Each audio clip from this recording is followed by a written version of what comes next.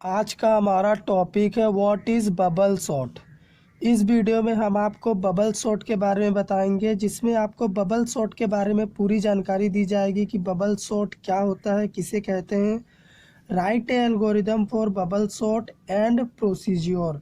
Bubble sort किस process पे अपने एलिमेंट को सॉर्ट करता है, उस प्रोसेस को भी हम आपको बताएंगे। तो सबसे पहले बबल सॉर्ट के बारे में आपको जानना चाहिए। तो बबल सॉर्ट क्या होता है?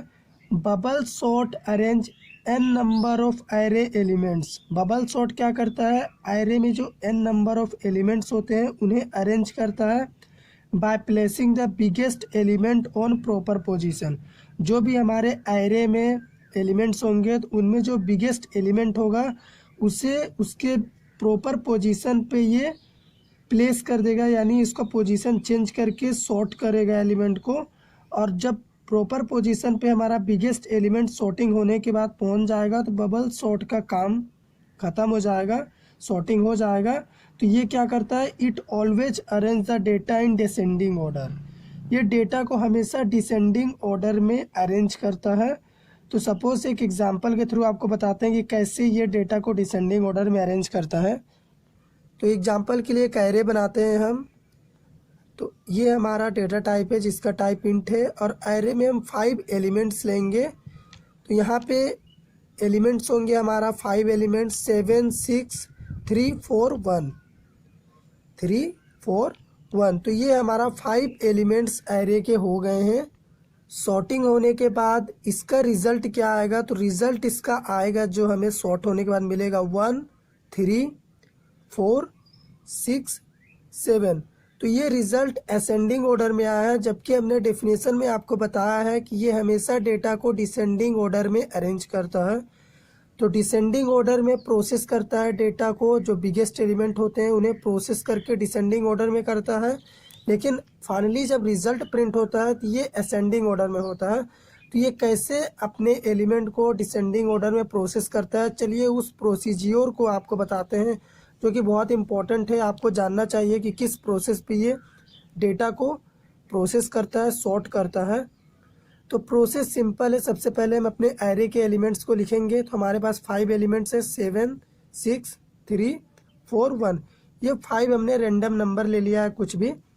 तो सबसे पहले बिगेस्ट एलिमेंट जो एरे का है उसे कंपेयर करना स्टार्ट करेगा ये। तो ये अपने नियरेस्ट एलिमेंट से कंपेयर करेगा सबसे पहले। अगर नियरेस्ट एलिमेंट 6, अगर 6 7 के बीच अगर कंपेयर हो रहा है तो 7 अगर 6 से बड़ा है तो ये अपने प्लेस को चेंज कर देगा। तो नेक्स्ट लाइन में हमें रिजल्ट मिलेगा 6 7, इन दोनों ने प्लेस चेंज किया, और 3 4 1। ये हमारा अभी का स्टेप है। फिर हम इसी प्रोसेस को करेंगे। तो अभी कंपैरिजन होगा 7 और 3 के बीच में। तो अब हमारा रिजल्ट होगा 6 3 7 4 1। तो ये हमारा अभी का रिजल्ट है जो प्रोसेस होके आया। अब ये क्या प्रोसेस करेगा? 7 और 4 के बीच में कंपैरिजन होगा। तो 4 7 से छोटा है तो 4 का पोजीशन 7 के पास होगा, और 7 का पोजीशन 4 के पास चला जाएगा, और 1 वहीं पे रहेगा। तो अब हमारा लास्ट कंपैरिजन है 7 और 1 के बीच। तो 1 से बड़ा है 7, तो 7 और 1 अपने प्लेस को चेंज करेंगे। तो 7 की जगह 1 और 1 की जगह 7, और ये एलिमेंट एज इट इज़ रहेंगे। तो एरे का जो बिगेस्ट एलिमेंट था 7, वो हमारा प्रोसेस हो के बाहर निकल जाएगा सॉर्टिंग के लिए। यहाँ पे 7 हमारा प्रोसेस होके आ गया। तो यहाँ पे हमने डेफिनेशन में आपको बताया था कि अगर n नंबर ऑफ आपके एरे में है तो जो भी बिगेस्ट एलिमेंट होगा आपके एरे में उसे ये सॉर्ट करके प्रॉपर पोजीशन पे पहुंचा देगा। तो यहाँ पे 7 सॉर्टिंग होके इसका काम हो गया है। अब हमारे पास 4 आइटम्स बचे हैं 6 3 4 1। अब इन 4 के बीच सेम प्रोसेस से कंपैरिजन होगा। सबसे पहले 6 और 3 के बीच हम कंपेयर करेंगे। तो 6 3 से बड़ा है तो प्लेस चेंज करेंगे ये दोनों, 4 1 एज इट इज़ रहेगा। सेम थिंग अब 6 और 4 के बीच कंपैरिजन होगा। 6 4 से बड़ा है, फिर से प्लेस चेंज करेंगे दोनों, और 3 1 हम ऐसे ही लिखेंगे। अब कंपैरिजन होगा 6 और 1 के बीच। तो ये दोनों भी अपने प्लेस को चेंज करेंगे क्योंकि 6 1 से बड़ा है। तो यहाँ पे क्या हुआ, 6 अपने प्रॉपर पोजीशन पे पहुँच गया है। तो अब 6 बाहर आएगा सॉर्टिंग होने के बाद। ये 2 स्टेप्स हुए। इसी तरह और स्टेप्स होंगे जब तक एलिमेंट पूरे सॉर्ट नहीं हो जाते। तो अभी हमारे पास 3 एलिमेंट्स बचे हुए हैं। अब कंपैरिजन होगा 3 4 के बीच। तो यहाँ पे 3 और 4 के बीच जब कंपैरिजन होगा फर्स्ट टाइम, तो 3 और 4 एज इट इज़ उतर जाएगा। कि 3 और 4 एज इट इज़ उतर जाएगा क्योंकि 4 जो है 3 से बड़ा है। तो 4 तो पहले से ही अपने पोजीशन पे है। तो इस केस में हम पहले 3 और 4 को एज इट इज़ लिख देंगे, जैसे नीचे में हम लिखेंगे 3 4 और 1। तो अब कंपैरिजन हम करेंगे 4 और 1 के बीच। तो यहाँ पे 1 से बड़ा 4 है, तो ये प्लेस चेंज करेंगे आपस में, और 3 हमारा यहीं पे एज इट इज़ रहेगा। जबकि उस केस में क्या हुआ था कि 4 यहाँ पे 3 से बड़ा था, इसीलिए इन दोनों ने प्लेस को चेंज नहीं किया। प्लेस वहीं पे चेंज करेंगे जहाँ पे एलिमेंट्स बिगर होंगे। जैसे 1 यहाँ पे स्मॉल है, 4 यहाँ पे बड़ा है, तो ये प्लेस चेंज करेंगे। लेफ़्ट साइड वाला अगर बड़ा होता है तो प्लेस चेंज करना है, राइट साइड वाला छोटा होना चाहिए। अब हमारे पास 4 जो है सॉर्टिंग होने के बाद बाहर निकल जाएगा। अब रिमेनिंग एलिमेंट से हमारे पास 3 1, ये 2 एलिमेंट्स हमारे पास बचे हैं 4th स्टेप के लिए।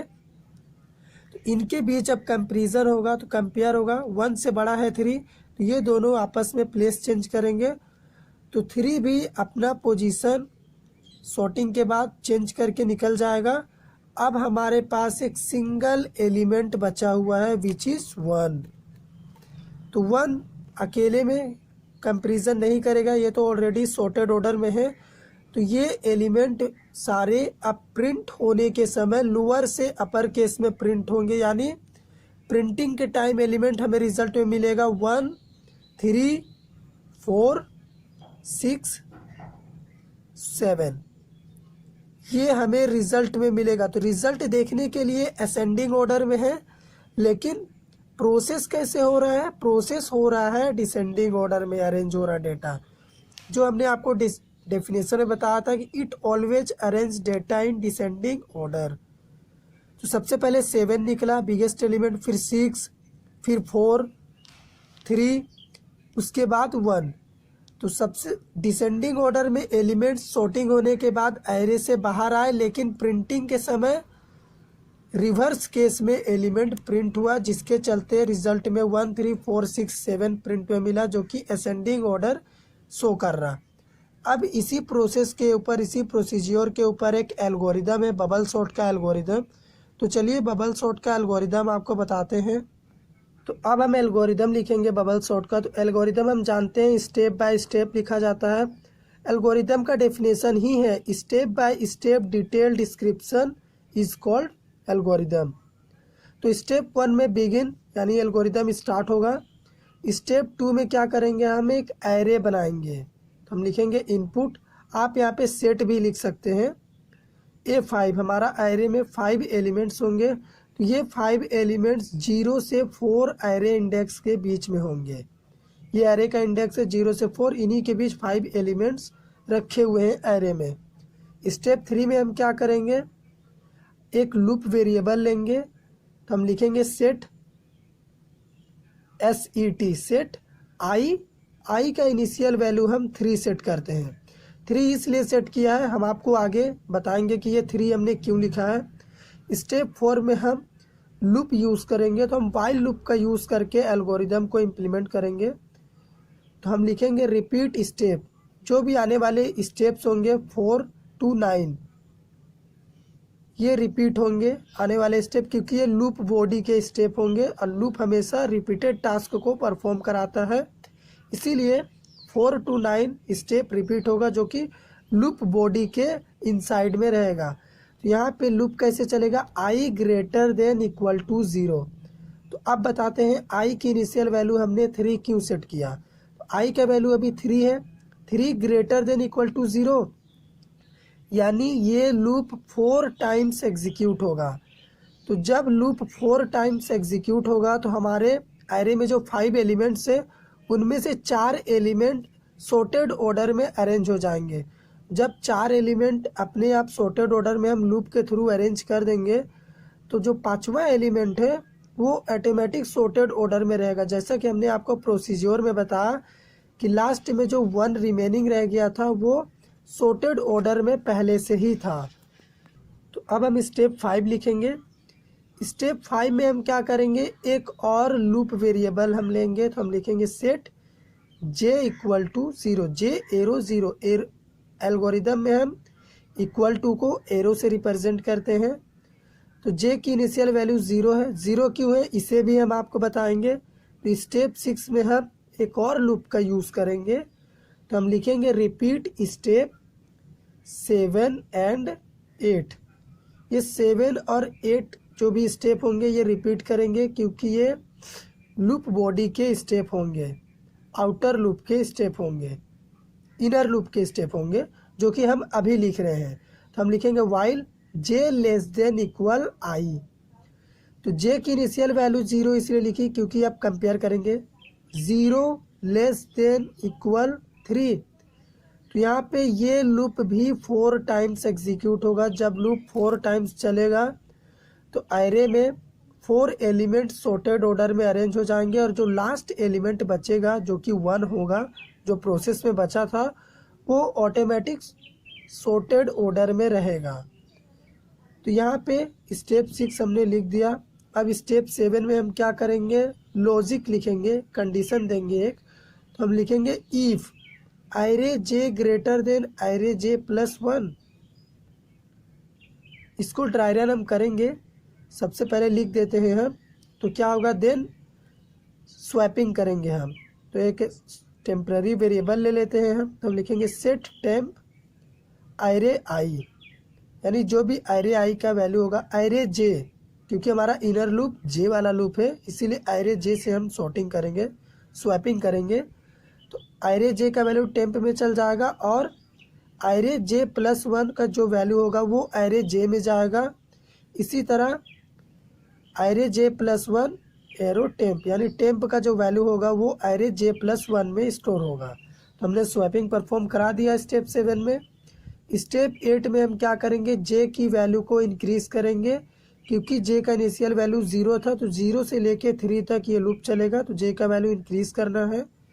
और स्टेप 9 में हम क्या करेंगे, आई की वैल्यू को हम डिक्रीज़ करेंगे क्योंकि आई का वैल्यू 3 था। तो 3 2 1 0 4 टाइम्स ये लूप भी एग्जीक्यूट होगा, तो इसे डिक्रीज़ करना है। अब हम स्टेप 10 लिखेंगे। स्टेप 10 में क्या होगा, हमारा एरे का जो एलिमेंट है वो हमें सॉर्टेड ऑर्डर में प्रिंट में मिल जाएगा। तो हम लिखेंगे प्रिंट एरे 5, जो भी एरे का एलिमेंट है सॉर्ट होके हमें प्रिंट में रिजल्ट में मिल जाएगा। ये स्टेप 10 था। अब स्टेप 11 में क्या होगा, एग्जिट, यानी हमारा प्रोसेस कंप्लीट हो गया यहाँ पे कि कैसे बबल सॉर्ट अपने एलिमेंट्स को सॉर्ट करता है। चलिए इस एल्गोरिदम को ड्राई रन करके आपको समझाते हैं कि कैसे काम कर रहा है। सबसे पहले एरे में हम 5 एलिमेंट्स लिख लेते हैं, 7 6 3 4 1। ये वही नंबर है जो हमने प्रोसीजर में आपको लिख के बताया था कैसे प्रोसेस होता है। तो सबसे पहले लूप एग्जीक्यूट होगा। तो स्टेप 4 में हमारा लूप है i greater than equal to 0, यानी आई का वैल्यू 3 है, 3 greater than equal to 0, condition true. Come inside, j का वैल्यू 0 है। अब इनसाइड वाला लूप चलेगा, j less than equal to i, यानी 0 लेस देन इक्वल टू 3, ये भी ट्रू हो गया। तो अब क्या होगा, कंडीशन यहाँ पे चेक करेंगे, एरे जे यानी एरे 0 ग्रेटर देन एरे 1, क्योंकि जे प्लस 1 मतलब 1। तो yes, array 0 greater than array 1। तो यहाँ पे क्या होगा, स्वैपिंग होगा। जो भी एरे जे का वैल्यू है वो एरे जे प्लस 1 में चल जाएगा और एरे जे प्लस 1 का एरे जे में चल जाएगा। तो यहाँ पे 6 और 7 अपने प्लेस को चेंज करेंगे। तो यहाँ पे 7 की जगह 6 आएगा और 6 की जगह 7, उसके बाद 3 4 1 एज इट इज़ रहेंगे। फिर जे का वैल्यू इंक्रीज़ करेगा। तो जे का वैल्यू इंक्रीज़ करते हुए होगा 1, 1 less than equal to 3, condition true. फिर से एरे 1 ग्रेटर देन एरे 2, क्योंकि जे का वैल्यू 1 था। तो एरे 1 में 7 है, एरे 2 में 3 है, फिर से कंडीशन ट्रू। तो अब ये भी प्लेस चेंज करेंगे 3 और 7, बाकी एलिमेंट्स ऐसे ही रहेंगे। अब फिर हम जे के वैल्यू को इंक्रीज़ करेंगे, जे का वैल्यू हो गया 2 less than equal to 3, condition true. तो एरे 2 ग्रेटर देन एरे 3, तो एरे 2 में अभी क्या है, एरे 2 में है 7, एरे 3 में है 4। तो यहाँ पे फिर से कंडीशन ट्रू ग्रेटर देन हो गया, तो फिर से स्वैपिंग होगा और 7 और 4 अपने पोजीशंस को चेंज करेंगे, स्वैप करेंगे आपस में। तो यहाँ पे बाकी एलिमेंट्स एज इट इज़ रहेंगे। अब फिर से लास्ट कंडीशन हम चेक करेंगे जे की वैल्यू को इंक्रीज़ करते हुए। तो जे का वैल्यू इंक्रीज़ होके 3 होगा, 3 less than equal 3, condition true. तो अब क्या होगा, एरे 3 ग्रेटर देन एरे 4, यानी 7 1 से बड़ा है, यस, कंडीशन ट्रू। तो अब क्या होगा, 7 और 1 अपने पोजीशन को रिप्लेस करेंगे। तो यहाँ पे क्या होगा, फाइनल नंबर 6 3 4 1 7। तो यहाँ पे 7 जो बिगेस्ट एलिमेंट था हमारे एरे का, वो फाइनली सॉर्टेड होके राइट साइड में चला गया है, यानी ये एलिमेंट सबसे पहले निकलेगा एरे के। जो हमारा एरे में 5 एलिमेंट्स है, इनमें से सबसे पहले 7 बाहर आएगा और 7 प्रिंट के लिए चल जाएगा। उसके बाद जे की वैल्यू को हम इंक्रीज़ करेंगे, तो जे का वैल्यू इंक्रीज़ होकर 4 होगा, 4 less than equal to 3, condition false. तो अब कंडीशन फॉल्स होगा तो आई की वैल्यू डिक्रीज़ करेगी, तो आई का वैल्यू डिक्रीज़ करेगा यानी 2, तो आई का वैल्यू 2 होगा। इसी तरह आप 2 ग्रेटर देन इक्वल टू 3 अगर होता है तो स्टेप 4 से लेके 9 तक के स्टेप रिपीट होंगे। यहाँ पे 2 लिखेंगे हम, जहाँ पे एंड लिखा है यहाँ पे 2 होगा, क्योंकि 4 से 9 के स्टेप जो है वो सारे स्टेप्स रिपीट होंगे और इसी तरह हमारे एलिमेंट्स सॉर्टेड ऑर्डर में अरेंज हो जाएंगे, जिस प्रोसेस को हमने आपको समझाया था। तो आई होप कि आपको एल्गोरिदम समझ में आ गया होगा। आप खुद से ट्राई करिएगा इस एल्गोरिदम का यूज़ करके प्रोग्राम को इम्प्लीमेंट करने के लिए। अगर आप प्रोग्राम इम्प्लीमेंट कर देते हैं तो बहुत अच्छी बात है, अगर आप नहीं कर पाते हैं तो एक कमेंट करिएगा, मैं ज़रूर इस एल्गोरिदम के ऊपर प्रोग्राम इम्प्लीमेंट करके आपको दे दूंगा। तो वीडियो अच्छा लगा हो तो हमारे वीडियो को लाइक करिए, शेयर करिए, चैनल पे नए हैं तो सब्सक्राइब करिए।